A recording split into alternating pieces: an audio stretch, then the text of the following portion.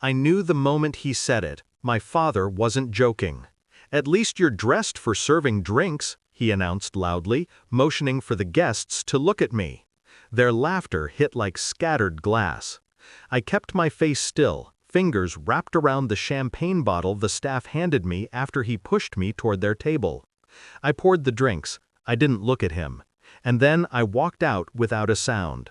An hour later, when the venue manager stepped onto the stage and cut the music, everyone stiffened. He pointed directly at my father. "The owner wants you out." My father smirked. "Who?" He didn't expect me to walk in, and he never knew how long I'd waited for this moment. When I was younger, I thought my father's sharpness was just discipline.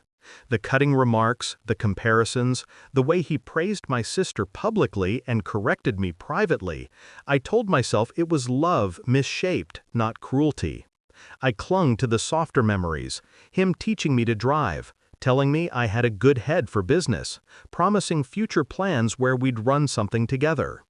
But people don't change. They simply run out of places to hide their real selves. The shift came when my sister got engaged.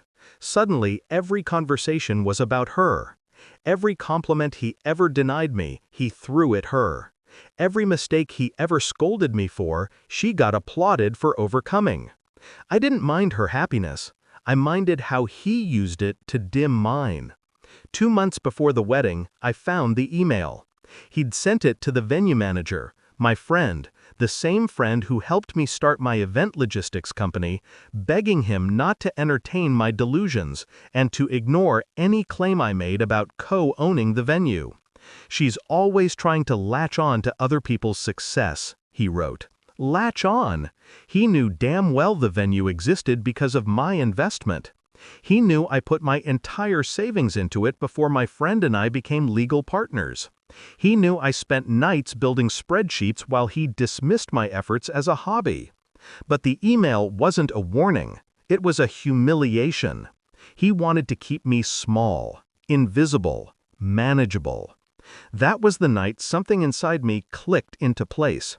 Not anger, not grief, clarity. I didn't confront him.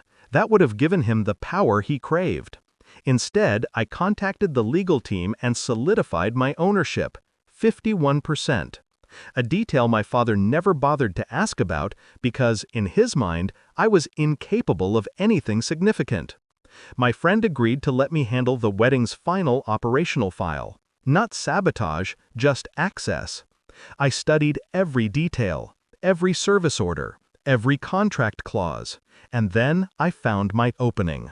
My father had signed the terms only as father of the bride, not as the payer.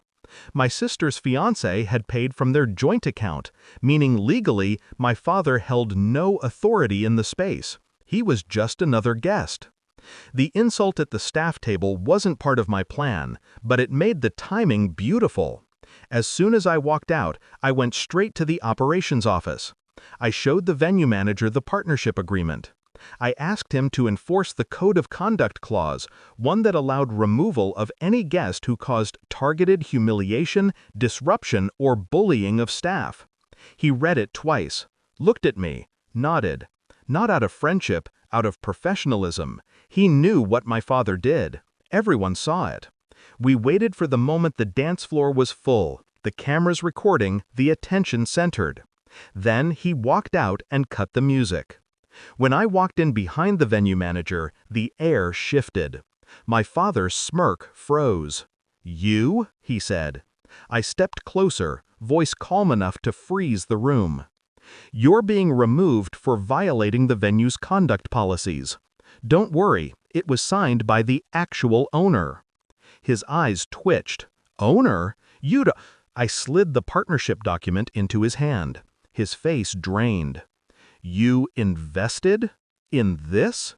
"No," I softly. "I built this. You just never looked long enough to notice." The guests stared. My sister covered her mouth. My father's pride crumbled in real time. Clean, silent, devastating. Security approached. He didn't resist. He couldn't. His authority evaporated with the music. The same guests who laughed earlier now avoided his eyes. I expected guilt. I felt none. All I felt was the weight finally peeling off my shoulders. For years, he taught me to stay quiet, to take the hit, to shrink. This time, I stayed quiet again, but only long enough to let him walk himself right into the consequence. As the doors closed behind him, I exhaled. My sister's wedding continued. The music resumed, and for the first time in my life, I stood in a room he couldn't control. A room that belonged to me. I didn't need applause. I didn't need validation. I just needed him to finally understand one simple truth. You can't belittle someone who's already built the floor you're standing on. And now, he'll never forget it.